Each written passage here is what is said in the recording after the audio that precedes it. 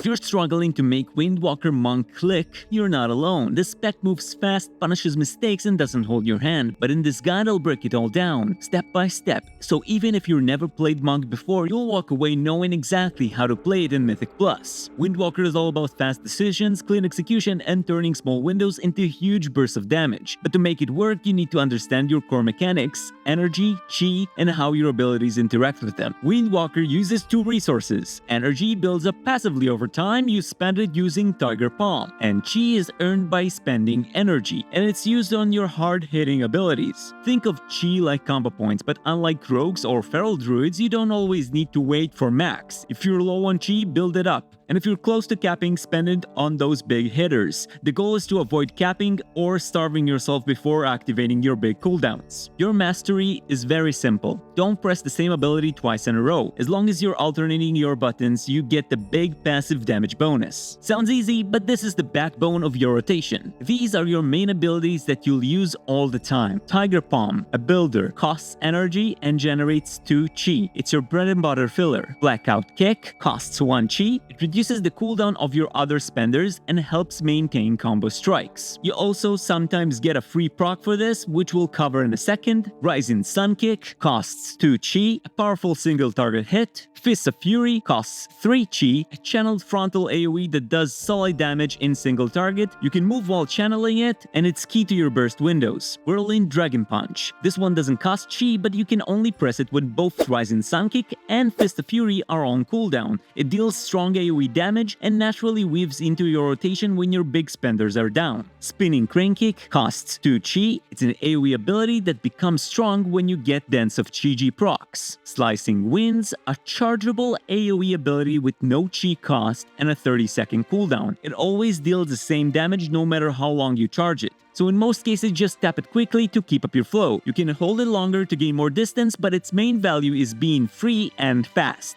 Windwalker is very reactive, and 2 procs make or break your flow. Dance of Chi turns your next Spinning Crane Kick into a free, high damage version. You can hold up to 2 stacks. Don't overcap it, use it during burst windows. Combo Breaker gives you a chance for a free Blackout Kick after a Tiger Palm. Try to spend it before it expires, ideally when you're at 2 stacks. Teachings of the Monastery. Every time you use Tiger Palm, you stack up a passive called Teachings of the Monastery, up to 4 stacks. It causes your next Blackout Kick to hit multiple times. Each hit also has a small chance to reset the cooldown of Rising Sun Kick, which adds even more value if you weave it in correctly. You'll usually want to dump Blackout Kick when you're near 4 stacks to avoid overcapping and miss out on resets. You'll constantly be weaving these into your rotation, all while balancing chi, not breaking mastery, and preparing for your cooldown. Before we dive into hero talents, let's quickly go over your main cooldowns. Invoke Xuen, the White Tiger. Use this on cooldown and pair it with other damage cooldowns like Storm, Earth, and Fire, if doing so won't cost you another extra use later. If you're unsure, just use it as soon as it's ready. This is usually the safest approach. Storm, Earth, and Fire. Use this close to on cooldown, especially when lining up with other abilities or damage bonuses. Never sit on 2 charges, always keep it recharging. Conduit of the Celestials turns Windwalker into a spec built around short, explosive burst windows called Heart of the Jade Serpent, or just heart windows for short. These 6-second windows are where all your big damage happens. While active, your main cooldowns like Fist of Fury, Rising Sun Kick, and Whirling Dragon Punch come back much faster, and Fist of Fury also channels quicker, so you can fit more damage in. This is your burst phase. Your goal is to press your strongest abilities before it ends. There are 2 ways to start a hard window. The first one is Strike of the Windlord. This is your main trigger. It should be used only when Fist of Fury will be available in the next few seconds, so you can use it within the window. And Celestial Conduit. This is your secondary trigger, a channel that also activates a heart window at the end. You want to use it right after a heart window ends, usually with 1 second left, to chain into a new one without overlapping. If you use one heart window while another one is already active, it resets the timer instead of extending it, which wastes value. You hold it until the last second to cleanly chain heart windows back to back. That way you stay in your empowered state as long as possible without wasting uptime. Heads up, there's a bug. There's a known issue where Celestial Conduit sometimes fails to activate a hard window when auto-cast by the passive Unity Within. To avoid this, recast Celestial Conduit manually near the end of the cast. Even with manual casting, the channel might sometimes cancel early. It's rare, but it happens. There is no fix for it yet, just something to be aware of. Outside your hard window, you're just preparing for the next one. Build up chi, avoiding overcapping chi, energy, or procs like Dance of Chi, and keep your cooldowns ready so you're not scrambling when it's go time. This is the real skill of Conduit.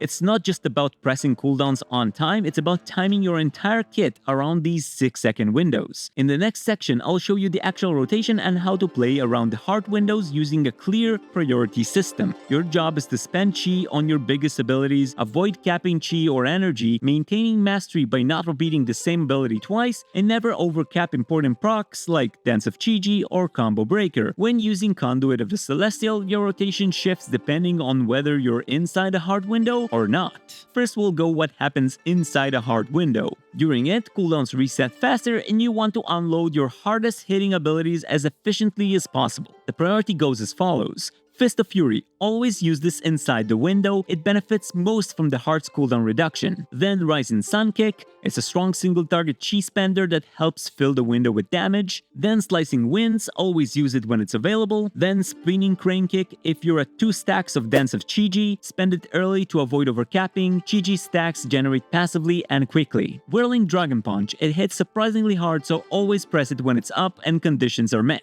Tiger Palm. Only press it when you're out of chi and you need to keep the window going. Blackout Kick. If you're at 2 Combo Breaker or 4 Teachings of the Monastery stacks, use it to avoid wasting procs, especially important since you can't afford dead globals in the hard window. And finally, Spinning Crane Kick. If you're at 1 stack of Dance of Chi, only cast it if you have nothing better to press near the end of the window. And now outside of your hard window, this is your setup phase. You build up chi, spend procs, and get ready for your next hard window. The priority goes as follows. Strike of the Windlord. This starts your next hard window. Only cast it when Fist of Fury is just about to be ready in the next 6 seconds, and you're not already inside a hard window. Then Celestial Conduit, your second hard trigger. Use it with 1 second left on your current hard window to change smoothly into the next. Never overlap them. Then Tiger Palm, press if you're under 5 chi and about to cap energy. Keep chi flowing but don't waste energy. Then Spinning Crane Kick. If you're at 2 stacks of Dance of Chi, dump it before it overcaps. It's free damage when used properly. Then Whirling Dragon Punch, strong ability that helps maintain your mastery flow. Then Slicing Winds. It's still good damage even outside of hard.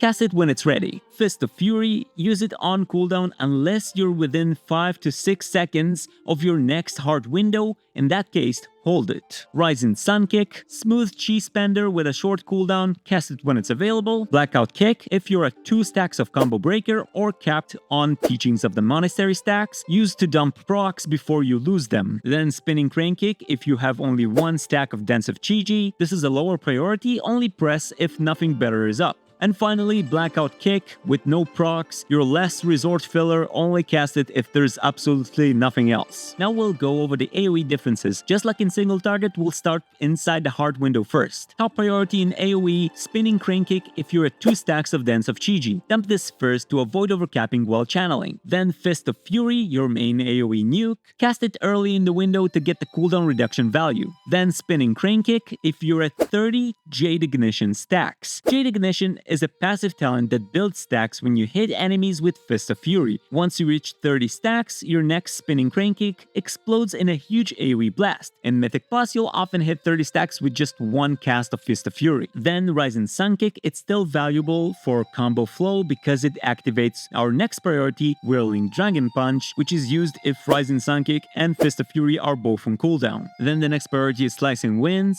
Then Tiger Palm if you're below 5 chi and you're about to cap energy, only press if you actually need it. Then Blackout Kick if you're at 2 Combo Breaker stacks or 4 Teachings of the Monastery stacks, use it to avoid overcapping and maintain your flow. And finally, Spinning Crane Kick with just 1 stack of Dance of Chi, use near the end of the window if nothing else is available. Now for the AoE priority outside of the hard window, again just like in single target, our top priorities is to get inside the hard window, so Strike of the Windlord and Celestial Conduit are both our top priorities. Spinning Crane Kick if you have 2 stacks of Dense of Chi, Tiger Palm if you're below 5 Chi and you're about to cap energy, Slicing Winds works well even outside of heart windows, Rising Sun Kick to activate our next priority, Whirling Dragon Punch, then Fist of Fury. Don't delay this too long, use it naturally if you're not preparing for a heart window, though generally you would want to save this one for your heart windows. Then Blackout Kick if you're at 2 Combo Breaker stacks or 4 Teaching stacks, use it to avoid wasting passive value. Then Spinning Crane Kick with 1 stack of Dense of Chi, and otherwise Blackout Kick, a fallback filler, use it only if there's nothing better to press. Windwalker Monk might seem overwhelming at first, but once you understand the flow of energy and chi and how your cooldowns connect to heart windows, everything starts to make sense. It's a spec that rewards planning, reaction speed, and tight execution. If you liked fast-paced melee gameplay that consistently tests your awareness, Windwalker will feel incredible once you get the rhythm down. Start simple, nail the basics, then as you get comfortable, start layering the heart window setups and burst optimizations. That's where Windwalker really shines. If this guide helped you out, drop a like to support the channel, subscribe if you want more beginner-friendly guides just like this one. I've got plenty more coming up, and of course leave a comment if you have any questions or you just want to share how Windwalker is feeling for you this season. As always, I want to thank you all so much for watching, and I'll see you next time.